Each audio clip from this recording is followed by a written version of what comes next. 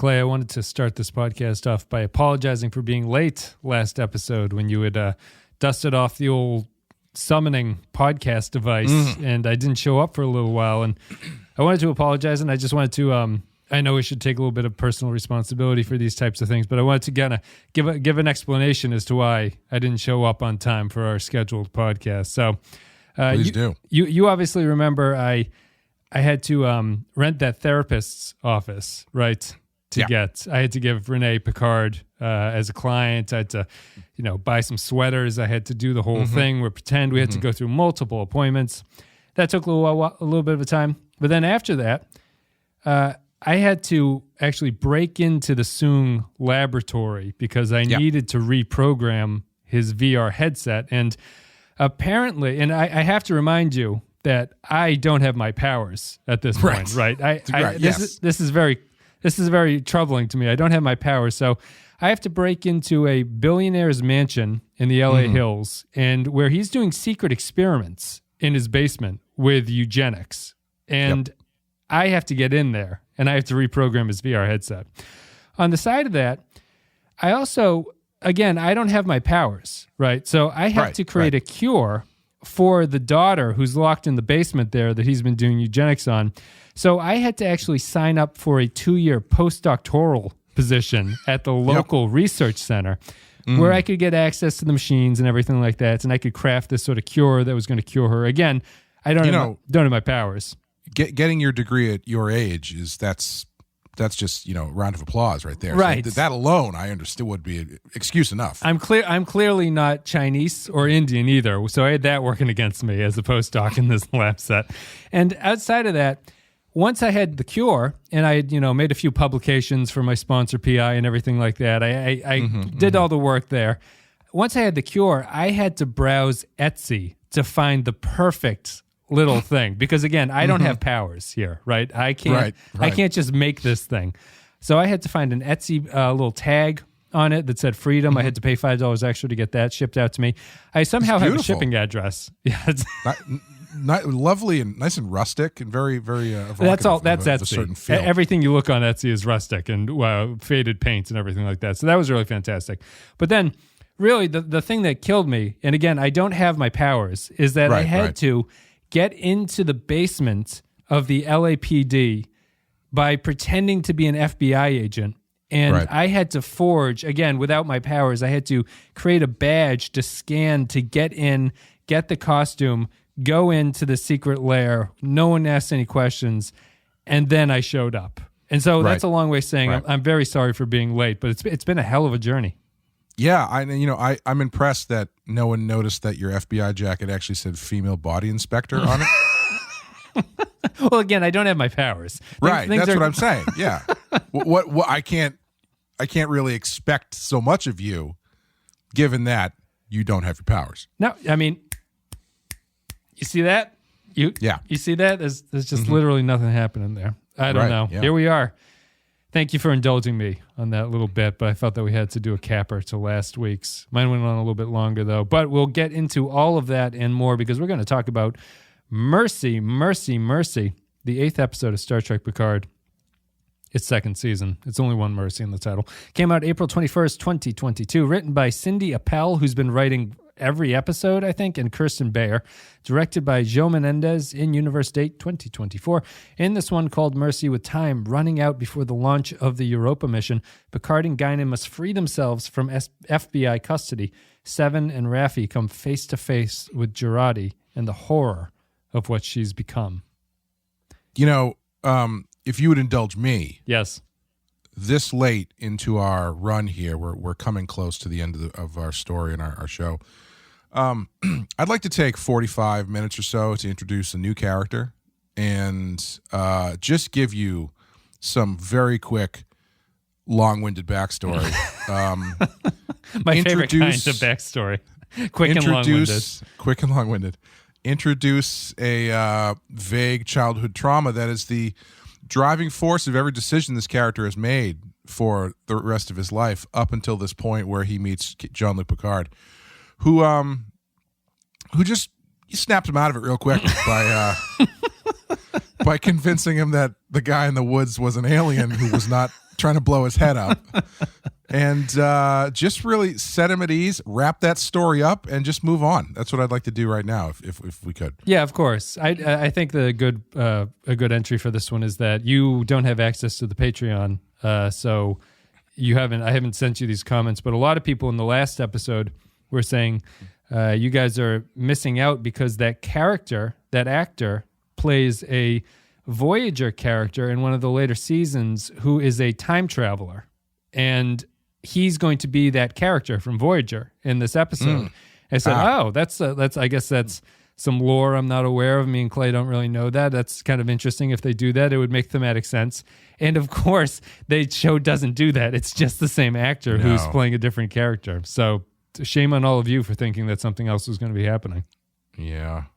I was convinced maybe a third of the way into that storyline that there was a still chance that he would turn out to be another Q. But then those hopes were very quickly dashed after that point, and I would realize, no, this is just a time wasting subplot that is going to quality wise rise not much higher than high school produced theater. Generous. You really like this episode, I guess. Man. Well, it's just the little storytelling bits that the nonverbal and visual storytelling where you find out so slyly that he's been fired from the fucking FBI. He's happy about it, because he walks in with a box of stuff and says, "Well, they fired me from the FBI." Well, I mean, he's also keeping them down there under false pretense, right? Because he has some line about we're in the basement because you're not really arrested or something. Like he's sort of falsely imprisoning them, which you would think would deserve a visit from the police chief, maybe, to come down and apologize for what's gone on. But just the empty box is enough. Yeah. Anyway, Mercy. All I can think about is just that gratuitous season-long torture sequence of Theon Greyjoy in Game of Thrones where before he gets his dick cut off, he's crawling on the ground screaming, "Mercy, mercy, mercy," and then they cut his dick off. I kind of feel that that's an appropriate reference to this episode called Mercy, which, all bad things aside, and there are a lot of bad things, so I'm going to have to push for a while. Once they're aside, I do think this episode accomplished one thing, and maybe I'm just slow, but I don't think so. Can I guess? Is it that it proved, hopefully, that COVID did impact the production of this show? Because there was really no other excuse for how awfully this whole episode is staged. There's a lot we can go into that. I think COVID did have some kind of impact, although strange. It's something I don't know. It's so of a piece with all the other shows. Granted, they would have better staging in those shows, but I just feel there's a better fix. But we'll come to that. I think what this one actually did is that it, in all seriousness, has established what they thought the structure of the season was supposed to be. Oh, interesting. Go on. Please elaborate. So, basically, the way that they thought, and this is horribly executed, obviously, as is the case for this series, but how we've been sort of floundering to figure out what's been going on and what the point of this is, I now more clearly see what they're trying to do and how horrible it's being botched, which is basically that the spine of the story, like the burn of the story, is the Borg Queen assimilating the past. That's like the sci-fi Star Trek story that everything is hanging off of. And what they're doing is what they're hanging onto it, or what they're trying to do, is that it's a season that's about trauma, which seems incredibly obvious because all the characters have been talking about it. But thematically, and I think Akiva Goldsman said something, is like his interest was that trauma is a kind of time travel device, and that you can never escape from it, and you always go back to it. So you have things like Raffi and her, whatever she's talking about in this episode about being a manipulator, and her feelings about Eleanor.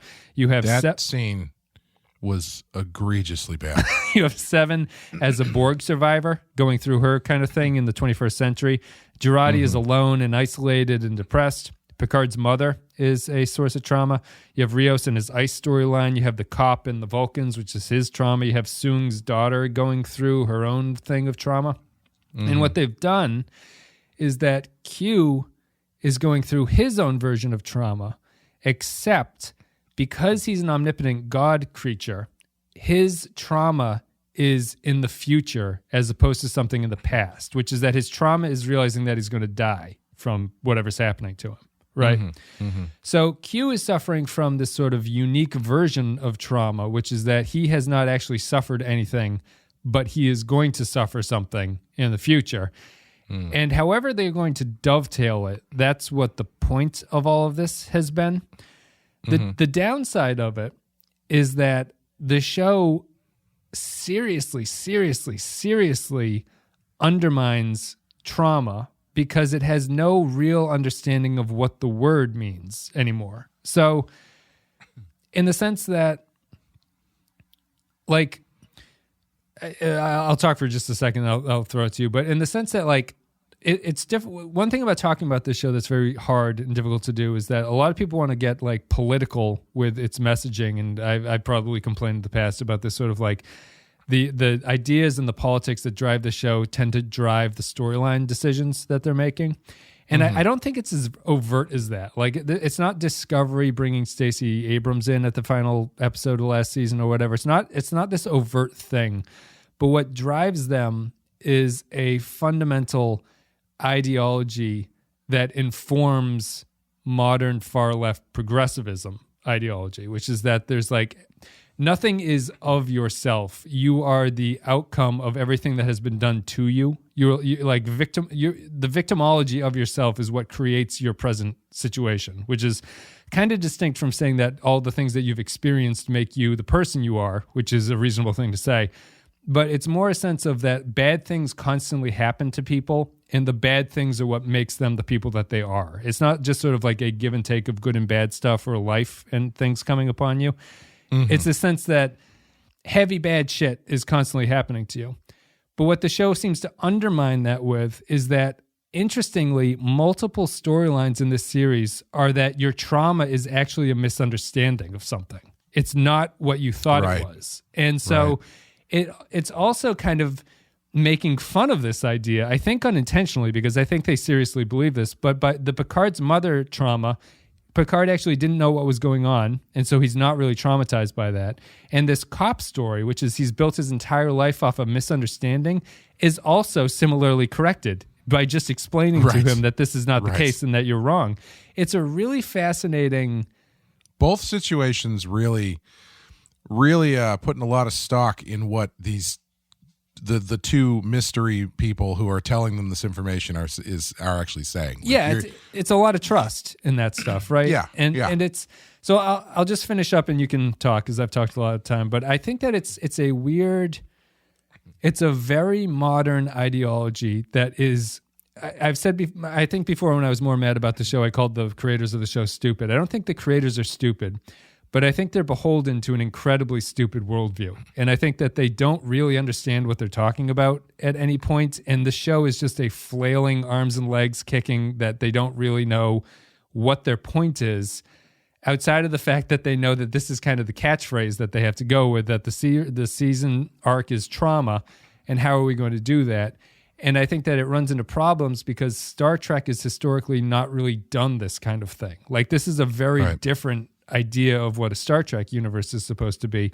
So it comes off as clownish. It's just absurd to the point where I don't think there's anybody in this show who has suffered in a way that I think you can hang a story on, really. Like, it's either a misunderstanding or it's loneliness, or it's like this sort of artificial Borg thing, which is just a metaphor for being like a duck out of water kind of thing. It's just not. And the final point, I'll throw it to you. I've talked too much. The way that the kid meets the Vulcans in the woods plays metaphorically like he ran into a pedophile in the woods, right? Right. That's what's weird about it. They They also have Picard literally say, he said this when I was looking away from the screen, so my eyebrows shot up and I immediately looked back to the screen when Picard says, "Show me what he did with his hand. Show me how he touched you. Show me on the doll how he touched you." And that's what makes it so strange, because they're metaphorically playing with the idea that he was raped in the woods, in the mind sense that, like, Star Trek fans will always say that a unwanted mind meld is kind of a rape of your consciousness. Mm-hmm. They're playing this idea that he was raped and traumatized in the woods, and he's been dealing with this his entire life, only to have Picard go, "No, he didn't rape you. He just touched you on the face." And the guy goes, "Oh, it all makes sense." No, it's even worse than that, because Picard goes, "No, he was just trying to roofie you so you'd forget." Like his comforting words are that no, he wasn't trying to squeeze your head. He was trying to wipe your mind clean so you wouldn't remember what you saw. And that's not so. I mean, the best thing I can say about that Vulcan shit is that at least they gave that storyline about as much time as it could ever possibly deserve, which is maybe 10 minutes, maybe 8 to 10 minutes of screen time. Yeah. Instead of the Picard shit with his mother, which they've been hanging over everybody's head for 5 or 6 episodes before they resolved it in 10 minutes. Yeah. And it's, as I was watching this, something kind of popped into my head. And it's that the concept of the gritty reboot, which has been parodied and kind of maligned over the past handful of years once these things kind of became in vogue, has somehow in the last handful of years morphed into the grief and trauma reboot. Yeah. And what this show and Discovery is, and a lot of other shows like it that do this, is it's the same thing as, it's like the counterbalance swing of the gritty reboot, where instead of being dark and angry for no reason, you are just leaning into all the reasons why you'd be dark and angry. And it has the same, like, it's the same kind of false idea of how to create an interesting character. Yeah. And it's really fascinating to me, because it's like a gritty reboot if the grit was a therapy session.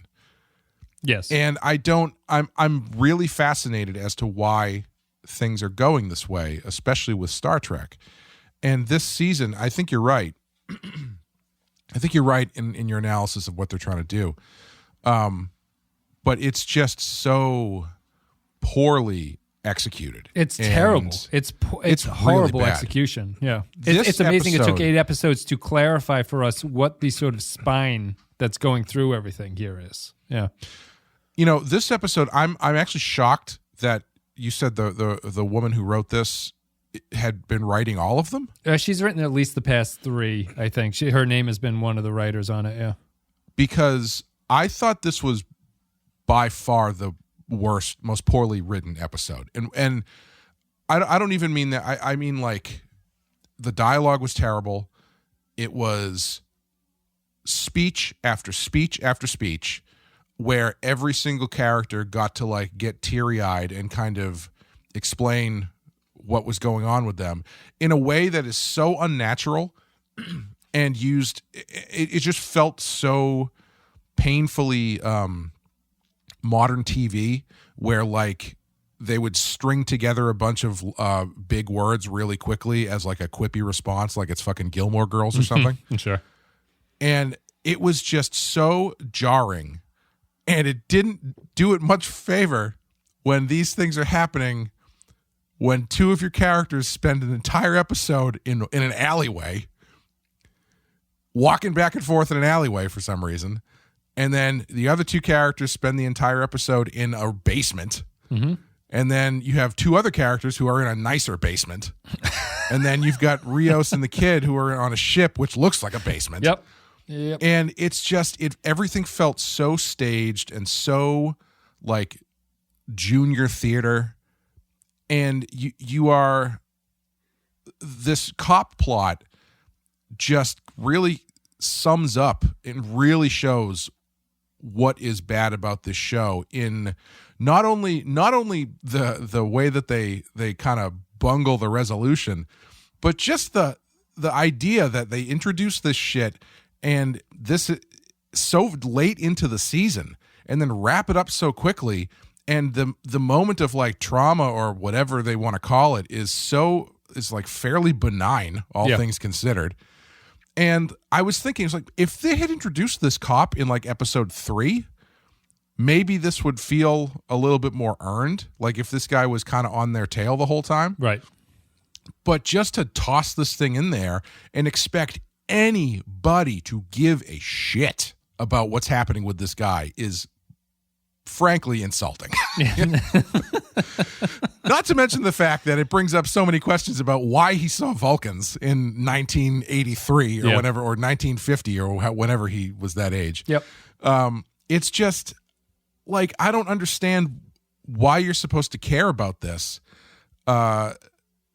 Other than, oh, well, everybody has to have trauma on this show. So obviously this character who has more than 3 lines has to have a traumatic event in his past that gets dealt with. Yeah. Because Guinan tells Picard all humans live in the past or something, right? She says something like that as she's doing her mind, her power mind throw or whatever it is. When she's basically like that episode of The Simpsons when they're running from Sideshow Bob, and so they go to witness protection, and he's trying to tell Homer that his name is Homer Thompson, and he just keeps going, "Hello, Mr. Thompson," and just hitting his foot, and then Homer finally goes, "I think he's talking to you." Like, that's what that scene felt like, where Guinan force ghost projects herself into the next room and bleeds from the nose, because that's what happens now when you do stuff with mind powers. You bleed from your nose. Yep. And they can't. Humans keep running from their past. I'm sorry, Guinan. I don't know what you're saying. It's like, oh my God, I hate this show. I hate it so much. It is bad. It was interesting because I agree with you about all the complaints. I actually thought this was the most enjoyable, in air quotes, episode out of the past 5 or so. I couldn't do it. Really? No, yeah. No, it was just, everything was, every single scene had like a long-winded speech that felt like it was written by a college freshman, and I just couldn't do it. Yeah. I mean, to come...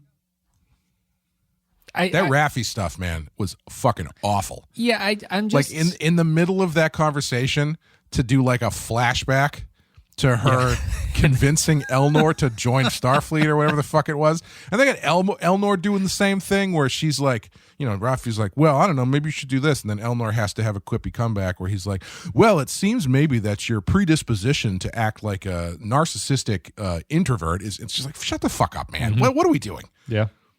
Well, that's the...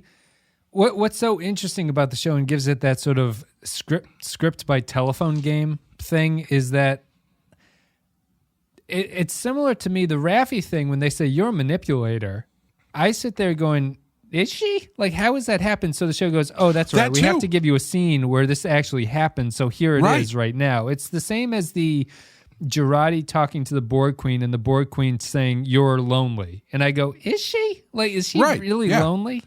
It's not like we spent 8 episodes watching Raffi gently manipulate turn Seven. the screws on things. Yeah. No, I mean, that's just hasn't happened. I mean, maybe it has, and it was so subtle that we didn't notice it. But I don't feel like that. Well, their relationship was off camera the entire thing, really. Right. Yeah. Right. But like, even in the events of the two of them being paired together, they didn't do enough stuff for it to be seen as manipulative. Right. Like, it was basically them kind of quipping at each other, and then Seven being the proactive one. Yeah, and I mean, it's supposedly a retcon of why she feels bad for Elnor, right? Because she realizes that she's been manipulating him, which we now learn in the 8th episode has been something that's been happening. So there's going to be a defense of this, that this is good writing because it does pay off somehow. It's just been a mystery to this point of why Raffi has been acting this way. And it's really not. That's a terrible excuse for what the show does, which is that it it creates mysteries just by withholding information that the characters should be dealing with on a day-to-day basis and an episode-to-episode basis. And when you have a situation like that where Raffi gets accused of being a personality trait, and I go, is she that way? I don't remember that. And then they have to show you the scene. It just goes to show how awful the execution / I guess it's plot, or it's just how they structure the season. All of these modern Star Trek shows just don't feel like there's a game plan for when they start writing the first script. I don't know why that works that way. It must be some kind of internal production thing that they think is working and they don't want to change because it always comes out this way. Every scene in this episode felt like the scene in Gremlins where Phoebe Cates, towards the end of the movie, takes a minute to go on this monologue about why she doesn't like Christmas. And it involves like her father getting stuck in the fireplace, right? Yeah, pretending to be Santa and going down into the chimney. And it's just like, it's not something that they've built towards, and it totally takes you out of the moment, which is on purpose because they're doing it as a joke, obviously, because that kind of stuff is silly. But here they're doing it completely sincerely. And when you do that stuff, first of all, doing that stuff feels like lazy writing to begin with, because now you're just having your characters explain what they're doing and why they're doing it, which you never want to do. And secondly, it's not like we've been watching them do these things. And this is like coming up to the culmination of the breaking point where they finally have to have this conversation. Like the Seven stuff, Seven's on the verge of tears for like 5 minutes talking about herself after we've watched really nothing with her for most of the, like it's not like through this whole season Seven has been constantly being pulled back and forth between, I don't have Borg powers, and I used to be a Borg. Like it just doesn't happen. Right. Except when it happens for 25 seconds in this, and then she has a long speech about why it's been hurting her the whole time. Yep. And it's just so frustrating because you have so much, you've got 10 hours to do this stuff. We do. A regrettable 10 hours. Yeah, I've what I think is kind of at least interesting to me or illuminating is that I've kind of given up. I know I opened it with a Q plot logistics thing. I've kind of given up on caring about the logistics of how the show is working in terms of its character stuff. And like, like just to sum it up clearly, Q's plot and his ability makes no sense whatsoever. No. How he can do all this stuff when, again, he does not have his powers at this point. Everything he does is magical or unbelievable or like miraculous in how he's able to do it. None of this makes sense and none of it is explained. And it's not even like he says something to the effect of like, well, I've still got some juice left in the tank. It's just assumed that he's just powerless at this point. Yeah, and that he's not just sort of like flickering like your audio cable was before we started recording. He has no solid connection at all. It's just completely broken. Like if he had snapped and summoned like a plate of milk and cookies or something, and then he was like, I was trying to vaporize you. Like that would be, you'd be, oh, okay. Yeah, his powers are fucked up. He's going haywire. Something's wrong. But they don't really do that. And shit, I lost my train of thought. He's dying, Clay. I mean, we can briefly touch on. Oh. So this is when they expose what is happening to Q. He is dying at this point. Something's wrong with him. They don't expose what his overall plot is, but I'm willing to bet that what I think is happening is what's happening with him. And he is going to be cured via a Picard speech for 2 minutes at the end of the final episode. Do you think he's going to be cured in that he is going to survive? No, he's going to die. Do you think he's going to sacrifice himself to stop the Borg shit, or do you think he's going to be the source of the problem? I would hope with what they've done where he does not have his powers anymore that he just dies and he comes to accept his fate, kind of, because I think that's the theme, is that once you deal with your trauma or potential upcoming trauma in the case of Q, that alleviates you from it. It's like the living in unexamined suffering that the show seems to think is bad. And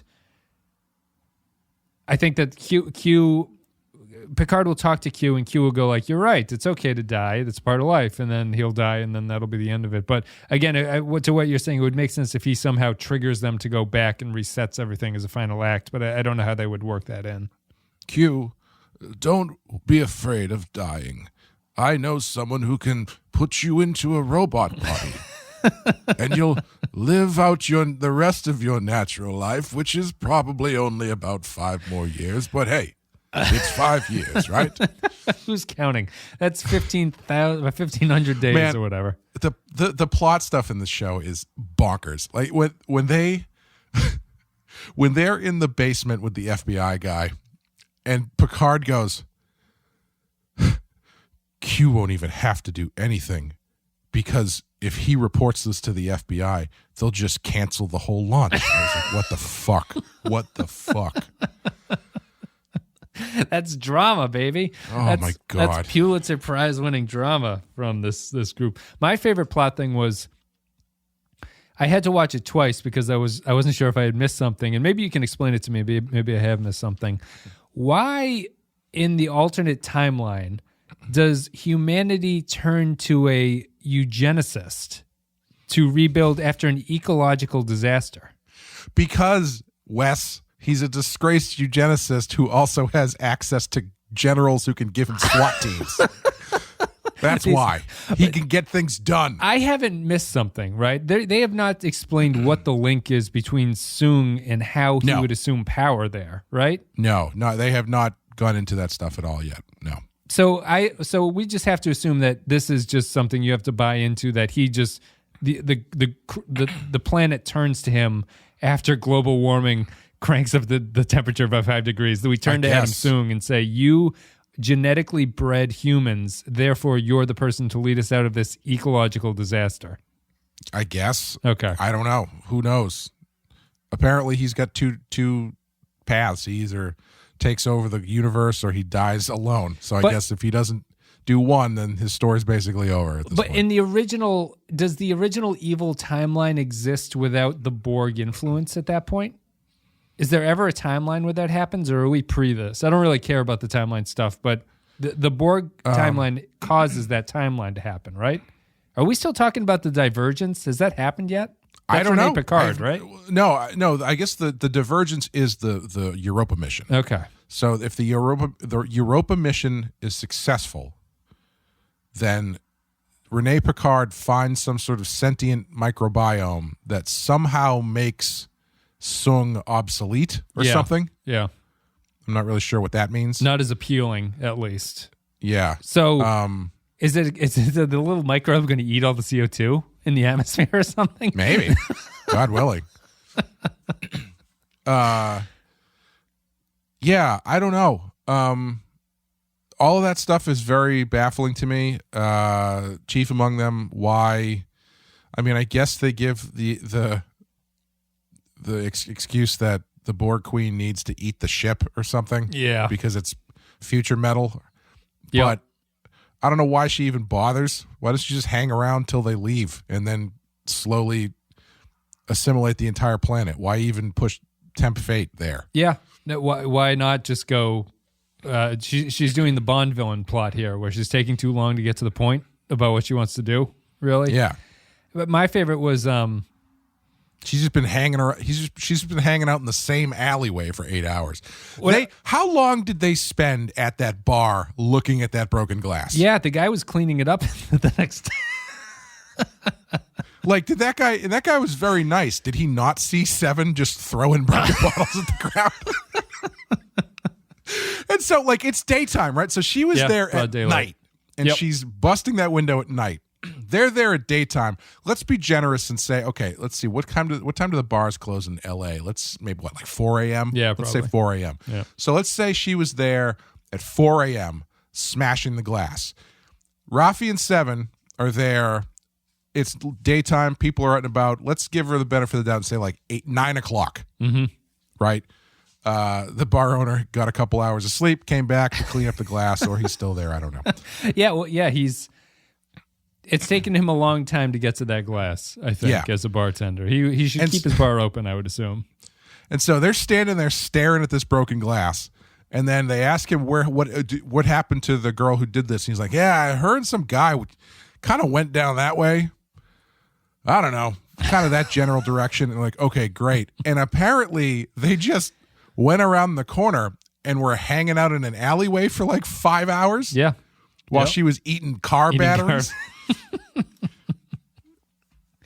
People are interested about the car batteries. I thought the more interesting one was the cop is fired at the end because he says that the comm badge is made of earth material or something, right? It is 400 years in the future technology, right? Right. And they looked at it and they're like, well, this is made of copper or whatever the hell it's made out of. And they said this can't be from anything but earth, which is a real, just a real sort of thing to get hung up on, I guess, the origin of this. Like, they kept playing that up with Picard too, where Picard's like, I swear to God, I'm not from outer space. Yes. That everything about that whole plot line had big Garth Marenghi's Dark Place vibes. Still have yet to see. I should watch that at some point. Let's see here. Well, I don't know. I come back to the point of what I find to be frustrating about this show is just that I think that it has a really, like, uniquely for Star Trek, it has a childish viewpoint on things. I think it looks like a child at the world. This, to me, is in line with Detmer in that horrible Discovery season, which I still think is one of the most embarrassing scenes, where they're all having dinner and she stands up and she's like, I fly the ship. And everyone has to go like, okay, yeah, I guess that's true. They all applaud and that's it for her. Yes, you do. I was just, I just don't know what they have to say about any of this. And I think that what's so interesting is how confused it is, and then how we talked about Picard's mother. He's like, oh, my mother wasn't actually abused by my father at all. She was just locked in her bedroom for decades by him. Because she was insane. Because she was insane in the 24th century. I guess that's okay. Oh, this cop got molested by a Vulcan in the woods, and it ruined his life, and it drove him to become a Mulder character, a Fox Mulder character, who's just an outcast among his bureau until he gets fired. Fox Mulder would eat this guy's fucking lunch. If Fox Mulder got if somebody walked in off the street and was like, oh yeah, no, your sister's alive, and she actually was taken by good aliens, and he went, oh, well, I quit, I guess I'm going home to watch porn or something. Early retirement for me. Like, come on, you've dedicated your entire life to searching for space aliens and shit, and this is the one thing that steers you on a different path. What are you going to go travel the rails now? Yep. I think the thing that is frustrating about this and is in line with this sort of misunderstanding of what personal trauma is and how you deal with it. Or even on a narrative level of what's interesting about it. Yeah. Even on a narrative level. Is that I think, and I don't want to say this and discount anybody's struggles, right? But I think this is a fairly Twitter-based phenomenon, at least it seems that way, where in the modern world, there seems to be a disconnect between acknowledging trauma and actually dealing with it. Yes. Where this show takes the kind of Twitter route where it kind of equates them as being the same thing. So if you stand up in front of the class and say, I have PTSD because one time I flew the ship and I almost crashed it, and everybody claps, it's like that's as good as years of therapy when it's not. Yeah. And I think that's what's so frustrating and kind of insulting about this show is that's the way that they're taking this stuff, where it's like once these characters acknowledge this stuff and someone goes, you're really strong for saying that, thank you for sharing, it's like then it's just gone. Like then they just fix it. Yes. as opposed to, you know, I know it's a cheap one to come back to, but like the scene in Star Trek 3 when Captain Kirk talks about how much he fucking hates the Klingons. Sorry, 6, I think, where he talks about how much he fucking hates the Klingons and why he hates the Klingons and how he needs that pain. And like, that's so much more effective and more like so much more of an honest, like bearing of what his personal problems and trauma are. Yeah. Than this stuff, which is just so surface level. And obviously, I mean, you know, Star Trek 6 is not fucking Hamlet, but right. It's just so much. These shows are just so surface level in the way they handle these things. And it's like the way you defeat these problems is you just tell people you have them, and then all of a sudden they're gone. And that is, again, not to discount, it is very important that this stuff that people traditionally don't talk about, you feel comfortable to talk about it, because that's a big part of dealing with the stuff, but it's not the only part. Yeah. You know? I think what stuff like this does is that it waters down, like, it's just a larger sense of like the word has been watered down to not mean anything anymore at this point. Like, I would not describe what happens to the detective in this as a traumatic event that happened to him. It's a bizarre event, right? If this is the event that shaped your life, come on. You're not a real person at that point. No. That's, you know, even like in the way that it happens, as however old he is as a kid there, how is he so certain, instead of living the rest of his life going like, what the hell was I looking at back then? Like, what did I see? I know I was 8 years old and it was dark and I only had my flashlight and I wasn't sure what was going on. Like, they play it so obvious, and like the characters conceive of themselves and their problems too perfectly in this show. Like they sort of understand what it is, and in better shows, the stuff that makes up your past and what makes up a character past is how it plays out in their adventures going forward. You know, it's not just revisiting the stuff. It's like the stuff that shaped you as when you were younger is what moves on into the future here. I mean, I know it's if you indulge me again, it's like, but this is a pre-Twitter and internet show. So in Deadwood, right? There's this, in the second season, the newspaper man gets roughed up by Hearst's goons, and Hearst is the sort of capitalist who's moving in and trying to take over the town. So in his attack on free speech, he has his goons rough up the newspaper man, and he gets beat up. And Al, the owner of the bar of Deadwood, comes in. And Merritt is the newspaper man, and he's talking. But he's in despair from being attacked by these guys, and he's like cleaning his face up and trying to pick himself up, and he's very scared, and he doesn't want to go back out there. He's humiliated, embarrassed, and Al asks him about like what bad stuff has happened in his life, and he says, "Well, one time, this one bad thing happened, and then these goons attacked me today." And then Al slaps him in the face and he says, "Al, you hit me." And Swearingen looks at him, and the quote here is just interesting in comparison to how it lines up against Star Trek. But he goes, Al Swearingen says, "Pain and damage don't end the world, or despair, or fucking beatings. The world ends when you're dead. Until then, you've got more punishment in store. So stand it like a man and give some back." Which in this Picard universe is completely antithetical to everything that this show believes in it, right? Like, sure, but that's also the opinion of a character who very much ascribes to that worldview. But no characters in these shows ascribe to that worldview.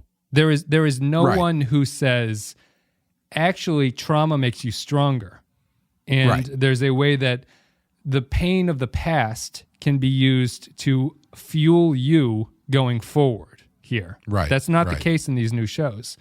And I think it's a shift in the public perception about what you're supposed to feel, and like how weakness is now kind of seen as if not weakness, but like being somehow under attack is seen as a kind of strength in some ways, as opposed to I will overcome this and defeat this because I'm stronger than it coming at me. Right. I don't know. Deadwood is good and this show sucks. But it's like, that is a more honest, thoughtful group of sentences than anything the modern shows have said to me. And I just find it so, that's what, outside of all the plot shit, and none of that makes any sense, and the narrative doesn't make any sense, and there's all these technical problems, and there's all these canon problems, and it's like, none of this matters to me. What's truly offensive about the show is that I think it has a disgusting worldview, basically. It's like, it really is pathetic and weak and limp-dicked about everything, and it's annoying to watch. Yeah, and I mean, like, they kind of,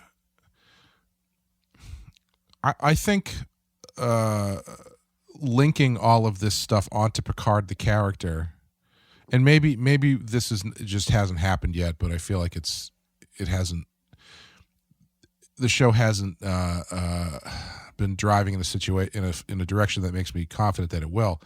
But like, Picard the character should be the one who is making the profound statement about this stuff. Right. You know what I mean? Like, everybody can deal with it the way they want, and I think it would be more interesting if they had everybody deal with this stuff differently, but they don't really. And I think it's Picard who would be the character to not be completely kneecapped by this stuff. Yes. But at the same time recognize how damaging and influential it can be. And like, I think Jean-Luc Picard is the perfect character to have some sort of like synthesis or statement that you're making about the past trauma or emotional distress or whatever. And instead they're just kind of throwing him into the bucket with everybody else, and because it's all handled the same way.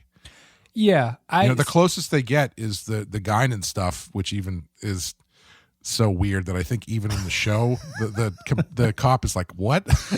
where she and Picard are like, "So you could say that the thing that happened to you actually was great because it brought you to this point that allowed you to help us." And he's like, "What the fuck are you talking about?" I mean, my counter to that would be like, well, if it never happened at all, you wouldn't have been 5 or 6 hours out of your way because you got arrested by an FBI agent. But, and like, I think with this stuff too, it's just from a narrative standpoint, is this guy ever going to show up again? Do you think? No, he's done. He's done. Like, I feel like he has to in some way, like, even if he's like, it's like shoot Q at the end or shoot I don't know. Soong or like, something. remember in the first Ninja Turtles movie where they're fighting Shredder on top of the thing, and then like Casey Jones is just kind of dragging ass behind trying to catch up, and then they knock Shredder into the trash can, the trash truck, and then Casey Jones just walks over and goes, "Oops," and hits the thing and crushes Shredder in the truck. I feel like that's the kind of role he's got to play, or something like he sticks his foot out to trip Q as he's running away. Yeah, like it just, you don't. How do you introduce a character like this who serves zero purpose? Like, they get nothing from him. All he is an obstacle. Like, he has to, if he does not come back, then this show is like structurally fractured. Yeah. Yeah. I mean, I can never discount him coming back in the last episode to do something like that. I just think that, like, see, now we're running to the point where, like, how much can they wrap up? Like, is the Laris thing? How do you tie this back into all of this stuff? I was so confused at the end of this episode when they're back in 10 Forward. Ugh, that may be gross to say that. When they're like, yeah, the transporter doesn't work. She's going after the ship. We have no way to get back to the ship because the transporters are broken. And then he's like, okay, we'll go use this other person's transporter. I was like, wait a minute, what? Who has a transporter? And then I realized afterwards, I just don't know that character's name. He was talking about the Laris character. Yeah, Talon, right? Or whatever her name is. Yeah, the Laris, not Laris. Yep. Yeah, and who's not in the episode at all, so I completely forgot about her. And I don't know. It's just gone but not forgotten. Yeah, this is a brutal show. Yeah, it's terrible. It's real stupid. Real awful. And why do they go back to the bar? Yeah, I don't know. It's an abrupt cut too. They're just back. Yeah, at the bar. They're just hanging out. Like, what is the timetable on what they are doing? What? So they feel at this point, I guess they feel like they've fixed the Rene Picard thing, and Picard and Guinan are just trying to figure out what's going on with Q, which I guess they did. Yep. So they're just hanging out. They got nothing else to do. Yeah, I don't know why Picard wouldn't go back to the La Sirena or something, or contact them, or whatever he needs to do. What happened to his communicator? Is it gone? Or the cop took it? No, he gave it back, right? He has a communicator. The one that they found, the one that the cop had, was the one that they got was Rios's, right? Yeah. The show has gone through great lengths to eliminate communicators from people, and it doesn't feel like it really matters at all at any scene. But yeah, a couple of people have lost them. The show also went to great lengths early on to be like, whatever you do, don't fuck up the timeline, and now it does not matter whatsoever. No, I mean that's the. I was thinking about that as this was happening too, and it's one of those things like the butterfly effect is named because it's the wings of a butterfly will shift the air that causes a hurricane on the other side of the world, right? And sure, it's one of those tough narrative things because they try to justify how big of an event you need when the whole point of the metaphor is that it's a insignificant event would change anything. Right. And so it's kind of I don't know why the show.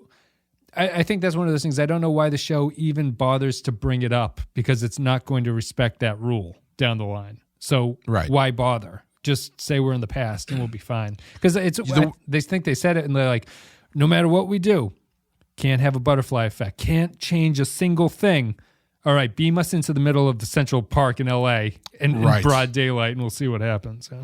Well, the reason that you bring that stuff up in a time travel movie or story is to ultimately subvert it. Right? Like in Back to the Future, Doc spends the entire movie saying, you cannot tell me about the future. You cannot. It will destroy the space-time continuum. And then at the end, when Marty gets back, he finds out that Doc read the thing and he put the bulletproof vest on and he was like, fuck it. Who cares? And like, that's why you do that. Or in Star Trek 4, they're like, well, we have to keep a low profile and make sure we don't fuck anything up. And then Scotty's like, yeah, we'll give you transparent aluminum. It's not a big deal. What the hell? Yeah. What's the worst that could happen? Yeah. And they have their nice little paradox where it's like, this is the guy who invented it, but he invents it because Scotty gives him the thing. And, that rule, that is a rule that's there in order to be subverted. Yeah. But in this, it is a rule that's put in place and then completely ignored. Yeah. Like it's not, like you're saying, they may as well have not even said it. I guess we're done with Mercy. Lord have mercy. Can we talk for a second about why Sung has access to a SWAT team and special forces guys?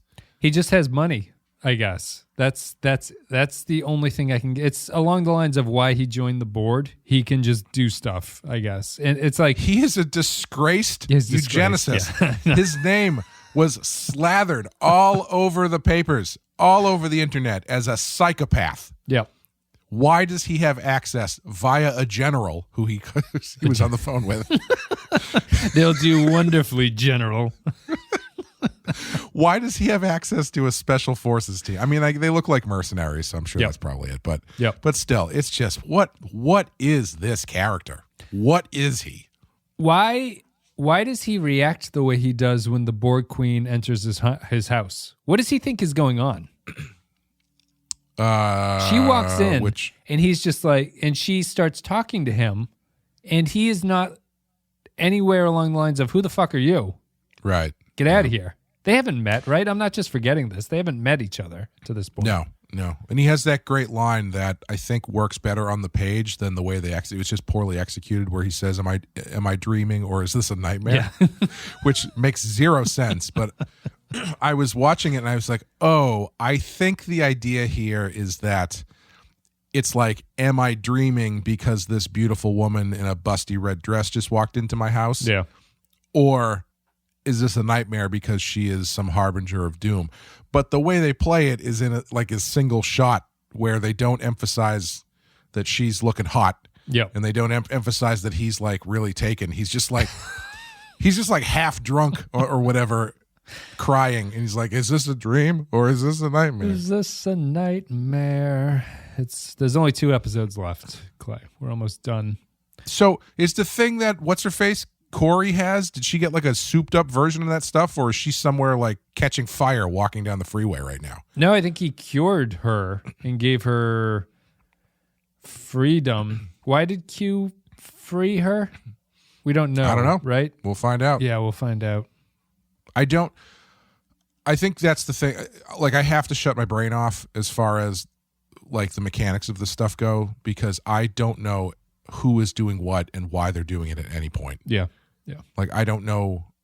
There seemed to be some lip service paid to the fact that Q was doing all this stuff to drive Picard towards the answer. Yeah, they're trying to twist it in the last moment towards Q is doing something good, right? Yeah, which is just not tracking for me. Not with the way he's been acting and the things he's been saying. Also, again, Q's dialogue is too much at this point. He used to have flowery dialogue. He now just speaks in bad poetry all the time. Yeah. And it's annoying. Well, that's kind of what I mean. Like, everybody kind of talks like that, at least in this episode. And it's just really, it's like bad Deadwood writing. Yeah. It's like Deadwood run through like the WB filter. What's the thing Jurati says? I believe a lecture on the futility of resistance won't be necessary. Yes. That's very cute. Cute dialogue. The resistance. That's what the Borg say. It's what they do. Honestly, yeah, we got to get back to the start. But I guess we're done. We're at this point. We're spinning our wheels. We'll see what the next episode brings to us. Not a good one. Another bad episode. I think I liked it slightly more than you. Just I don't really know why, because it was awful. But the love scene stuff with Rios and the girl was terrible. Yeah. Yeah. Why? I don't remember. That kid is fixing the ship. Yes. He's going to do something, and he's going to fix the ship, because that's how this stupid shit works. Who put the cake all over? Well, I mean, the only reason those two are there is that they're going to be there during the storming, right? And should get shot or something like that by the mercs. I don't know. Who knows? And then Rios will just go crazy and start cutting everyone's throats. Yeah. The kid is going to stop the Borg Queen from syncing up with the ship because he's got cake smeared in all of the USB drives. Cake is all over these controls. Yep. All right, we're done. That's it for Mercy. Thanks, everybody, for listening. Hope you enjoyed the content. Hope you enjoyed Star Trek Picard's episode. I hope you did. I hope you did enjoy it, because is there anyone? Normally, we have someone leaving feedback who's like, "I kind of like this episode. I kind of like this show," and no one's doing it for this one. No, I don't. I don't know. Even crazy YouTube channels that love this stuff are like, "What is this show?" This is strange. I think because at this point things should be starting to come together, and they are not. But do you find this fundamentally different from other? I would say that it's worse, but I don't find it that different from Discovery or the first season of Picard, really. I'd have a hard time determining why it's worse, actually. I think it's just a sloppier version of that stuff. Yeah, I would agree. I do think it is definitely a sloppier version of that stuff. Like, as I was watching this one, when they were getting into the stuff with this police officer, I started thinking to myself, like, is what they're doing here, is this actually meant to be more episodic than I realize? And like, it's the actual adventures that Picard is going on this season is going around solving people's traumatic memories. Yeah. Is that like what the episodic nature is? Every episode is a new character with a trauma that Picard gets to soothe. I think that is somewhat of the intention. I think that's what they're trying to do, and it comes out terribly because it doesn't actually. The character doesn't have a real story that they introduce. It's just because the serial plot is overwhelming the episodic stuff. The episodic stuff feels like trite little subplots that don't amount to anything. Right. Yeah. Yeah, and it is very sloppy. It does feel like sloppier Discovery. I don't remember it feeling this sloppy last season. I remember there being a lot of, questionable threads, but at least I felt like we could follow them to a certain extent. Yeah, yeah. But this one's just all over the place. Like, I kind of knew what the Romulans were up to. I kind of knew what was going on with the Borg. I kind of knew what was going on with Data's daughter and whatnot. Like it didn't have me like literally grasping at narrative straws trying to put something in place to help ride this thing out. Yeah, we'll talk more about it next episode, but I guess it's to me what failed this season, not failed, but to me what made this season seem stranger than the other ones is that in contrast to the other seasons, I don't think that this show ever really strongly emphasized what the main arc was that the plot is hanging on. Right. And as I said in the start, I think if you were to redo this one, it's the Borg Queen going back in time with the potential to assimilate humanity, really, because that is the thing that like pulls everything. Looking back on it, it's incredibly bizarre. We spent even a single episode in the totalitarian future for no reason. Why were we there? You know? Yeah. More importantly, why does the Borg Queen want that future to happen? That future, the part of that future we saw was the Borg Queen about to be executed as the last member of the Borg. But why does she want that's my Sung question. to succeed here? Well, that's my question. Does she not appear? Is this the first time she's ever appeared at the split before the divergence? You know what I mean?